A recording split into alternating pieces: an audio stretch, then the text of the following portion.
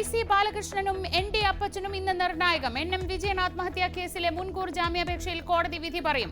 ജാമ്യത്തെ എതിർത്ത് പോലീസ് തെളിവ് നശിപ്പിക്കാൻ സാധ്യതയെന്ന് പ്രോസിക്യൂഷൻ.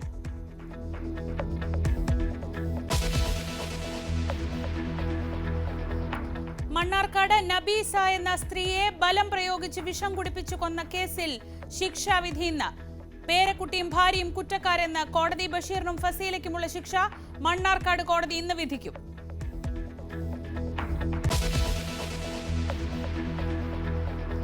രാജ്യത്തെ നടുക്കിയ RG കർ മെഡിക്കൽ കോളേജ് ബലാത്സംഗ കൊലയിൽ വിധി ഇന്ന്. സുരക്ഷാ ജീവനക്കാരൻ സഞ്ജയ് റോയ് പ്രതി.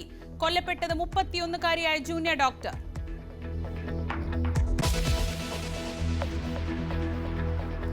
പതിനഞ്ച് മാസം നീണ്ട യുദ്ധത്തിന് വിരാമം. ഗാസയുമായുള്ള വെടിനിർത്തലിന് ഇസ്രയേൽ മന്ത്രിസഭയുടെ അംഗീകാരം. വെടിനിർത്തൽ കരാർ നാളെ മുതൽ. ആദ്യഘട്ടത്തിൽ 33 ബന്ദികളെ മോചിപ്പിക്കും.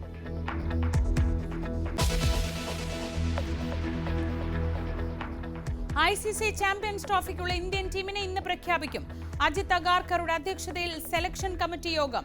ഇംഗ്ലണ്ടിനെതിരായ ഏകദിന പരമ്പരയ്ക്കുള്ള ടീമിനെയും ഇന്നറിയാം.